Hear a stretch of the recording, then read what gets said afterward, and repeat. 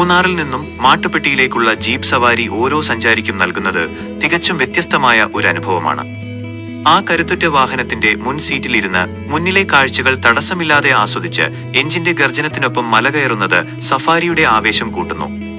വെറും 40 രൂപയ്ക്ക് 9 കിലോമീറ്റർ ദൂരം പിന്നിടാം എന്നത് ഈ യാത്രയെ സാധാരണക്കാർക്കും പ്രിയപ്പെട്ടതാക്കുന്നു. യാത്ര തുടങ്ങുമ്പോൾ തന്നെ റോഡിന് ഇരുവശവും കണ്ണെത്താ ദൂരത്തോളം തേയിലത്തോട്ടങ്ങൾ പച്ച വിരിച്ചു നിൽക്കുന്നത് കാണാം.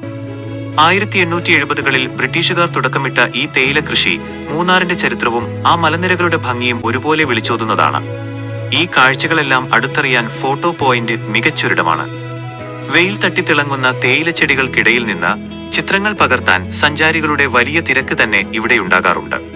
നാം സഞ്ചരിക്കുന്നത് ദക്ഷിണേന്ത്യയുടെ ജീവനാഡിയായ പശ്ചിമഘട്ട മലനിരകളിലൂടെയാണ്. അറബിക്കടലിൽ നിന്നുള്ള മൺസൂൺ കാറ്റുകളെ തടഞ്ഞു നിർത്തി നമുക്ക് മഴ നൽകുന്നതിലും അപൂർവങ്ങളായ സസ്യജാലങ്ങളെയും നീലഗിരി താറുകളെയും സംരക്ഷിക്കുന്നതിലും ഈ മലനിരകൾ വലിയ പങ്കുവഹിക്കുന്നു.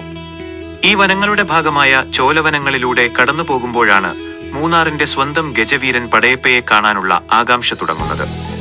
ഏതു നിമിഷവും ആ കൊമ്പൻ നമ്മുടെ മുന്നിലേക്ക് ഇറങ്ങി വന്നേക്കാം എന്ന കൗതുകത്തോടെയാണ് ഓരോ വളവും പിന്നിടുന്നത്. ഒടുവിൽ മാട്ടുപ്പെട്ടി ഡാമിന്റെ മുകളിലേക്ക് എത്തുമ്പോൾ ആവേശത്തിനൊപ്പം അല്പം ട്രാഫിക് ബ്ലോക്കും നമ്മെ വരവേൽക്കും. വട്ടവടയുടെ തണുപ്പിലേക്ക് കുതിക്കുന്ന വിനോദസഞ്ചാരികളുടെ വലിയൊരു നിര തന്നെ അവിടെ ഉണ്ടാകും.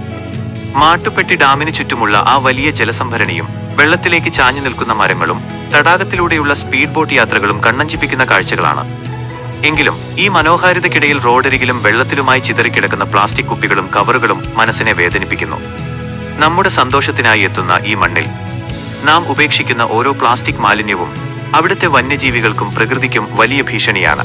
പണ്ട് പല്ലുകൾ കൂട്ടിയിടിക്കുന്ന തണുപ്പുണ്ടായിരുന്ന മാട്ടുപ്പെട്ടിയിൽ ഇന്ന് ചൂട് കൂടുന്നതും മഴയുടെ താളം തെറ്റുന്നതും ഗൗരവമായി കാണേണ്ടതുണ്ട്. നമ്മൾ ഇവിടുത്തെ കാഴ്ചകൾ ആസ്വദിക്കുമ്പോൾ തന്നെ ഈ പ്രദേശം പ്ലാസ്റ്റിക് മുക്തമായി സംരക്ഷിക്കാനുള്ള ഉത്തരവാദിത്തം കൂടി ഏറ്റെടുക്കണം. ഈ പ്രകൃതിയെ ഇങ്ങനെ തന്നെ വരും തലമുറയ്ക്കും കൈമാറണം എന്ന ഓർമ്മപ്പെടുത്തലോടെ ഈ മൂന്നാർ യാത്ര മനസ്സിൽ എന്നും മായാതെ നിൽക്കും.